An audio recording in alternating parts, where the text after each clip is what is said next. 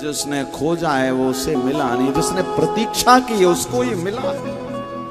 भागवत भरी पड़ी है, सती मैया ने परीक्षा ली, भगवान से दूर हो गई थी तो भोले बाबा की, किंतु परीक्षा ली कि क्या ये सच में भगवान है। और क्या हुआ, जलते हुए हवन कुंड में जलना पड़ा। और वहीं दूसरी ओर सबरी मैया राम जी की प्रतीक्षा कर रही थी कि कभी ना कभी तो राम आएंगे जरूर। और गोस्वामी जी अपनी रामचरितमानस में एक बात लिख रहे हैं, भैया राम जी का जन्म रावण को मारने नहीं हुआ, राम जी का जन्म तो सबरी मैया के लिए हुआ, जो अपने आश्रम में इंतजार कर रही थी कि कभी तो आएंगे, कहीं तो मिलेंगे, कभी तो मिलेंगे, वो बाके बिहारी उन्हीं से चरण चित लगाया करेंगे, कन्हैया कन्हैया पुकारा करेंगे। जीवन में याद रखना, जिसने यहाँ पर विश्वास में जरा भी, भरोसे में जरा भी किंचित मात्र भी तुमने अंतर किया, किंचित मात्र भी तुम्हारी बुद्धि में दोष आया, और उसी समय वो मूर्ति से ठाकुर जी गायब हो जाते। इसी कारण भगवान पे अंधविश्वास करो, जैसे रुक्मणी ने किया, प्रभु अभी मैंने आपको देखा नहीं। और याद रखना, सबसे बड़ा प्रेम वही है जिसको हमने देखा नहीं और उसका हम पूजन कर रहे हैं, जिसको हमने कभी देखा नहीं, जाना नहीं, किंतु हम उसको पूजन कर रहे हैं कि हाँ कोई तो है, यहाँ पर कुछ तो है।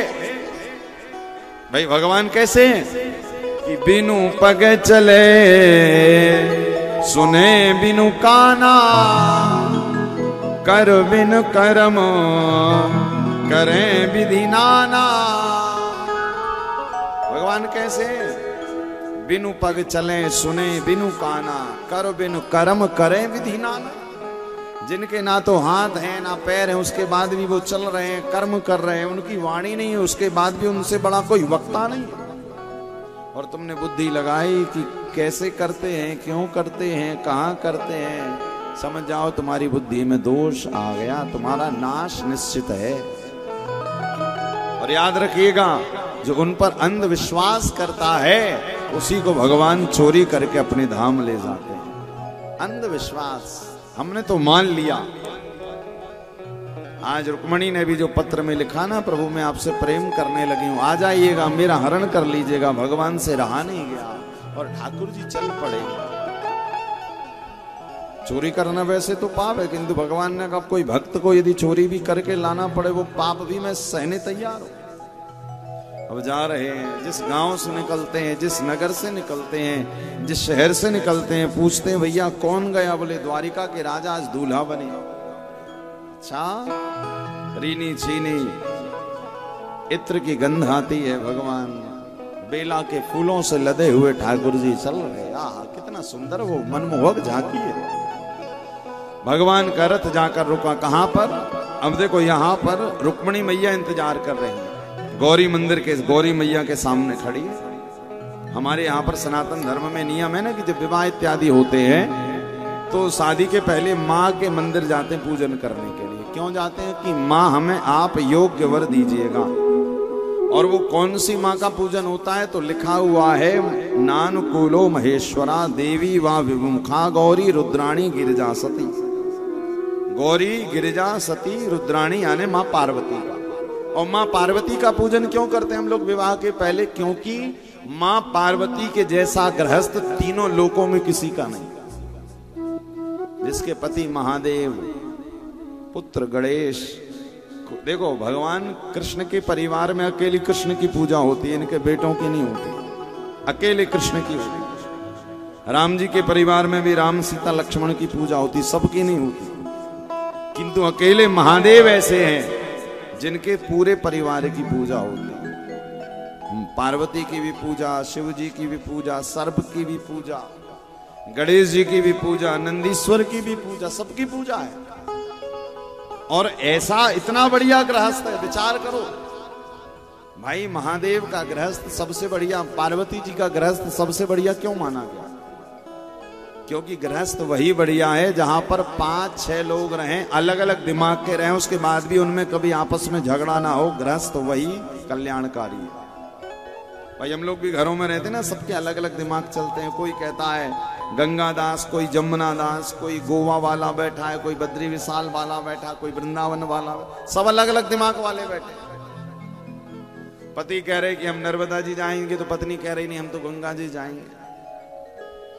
और श्रीमान जी लोगों को ये कई शिकायत रहती, बोले महाराज और तो बाकी सब ठीक है, पत्नी बात नहीं मानती। हमने कहा किसी की भी नहीं मानती। क्या पति कहे कि हमें हरिद्वार जाना, तो पत्नी कहे हम तो वृंदावन जाएंगे। पति कहे हमें राम कथा सुनना है, तो कहे नहीं हमें तो भागवत सुनना। अब धीरे धीरे धीरे श्रीमान जी जब साथ में रहने लगते तो उन्हें स्वभाव पता लग जाता है कि पत्नी है कैसी। तो पत्नी का स्वभाव समझकर क्या करते हैं, जब कुछ करना होता तो उसका उल्टा बोलते हैं।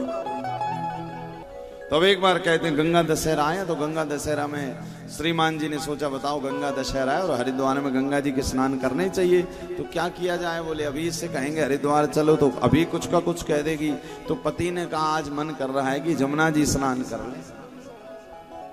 पत्नी ने कहा अच्छा गंगा दशहरा में कोई जमुना जी नहाता है गंगा दशहरा और नहाओगे जमुना नहीं, चलो हरिद्वार गंगा जी। पति ने कहा हम तो वहीं जाना चाह रहे थे, किंतु तेरे से उल्टा कहा। अब पति पत्नी पहुंच गए हरिद्वार गंगा तक। अब पहुंचे तो हरिद्वार हर की पैड़ी में वह गंगा जी का बहाव तेज रहता बहुत। तो पति के मुख से गलती से निकल गया ज्यादा गहरे में मत जाना। अब पति ने कहा और पत्नी गहरे में ही गई। आपने कहा अब तुम जाएंगे जाएंगे। अब गई तो महाराज डूब गई। अब डूबी तो बह गई। अब चिल्लाया पति, आए चली गई जैसी भी थी, भले उल्टी थी किंतु कम से कम सेवा पानी तो करती थी, बह गई। अब तुरंत गोताखोर आए और डूब कर तैर कर खोजने लगे इस तरफ भाई।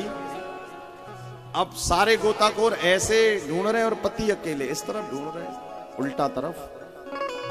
गोताखोरों ने कहा वाह पंडित जी महाराज तुम हमारी सहायता नहीं करवा रहे, अरे तुम भी जरा मदद करवाओ। ईश्वर भाई तुम उल्टा क्यों ढूंढ रहे हो। तो पति देव ने कहा तुम्हें पता नहीं, उल्टे स्वभाव की थी तो उल्टी ही बही होगी, इसी कारण हम उल्टी तरफ ढूंढ रहे हैं।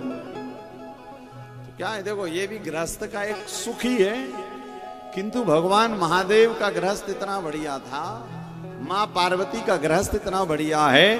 इसी कारण भागवत में भी लिखा है, हमारे धर्म शास्त्रों में भी लिखा है कि विवाह के पहले सभी लोग गौरी मंदिर जाते हैं। रामचरितमानस इसका प्रमाण है। माँ जानकी का जब विवाह हुआ राम जी के साथ, उसके पहले माँ कहाँ गई थी कि जय जय गिरिवर राज किशोरी, जय महेश मुख चंद्र चकोरी, जय जय गिरिवर राज किशोरी, जय महेश मुख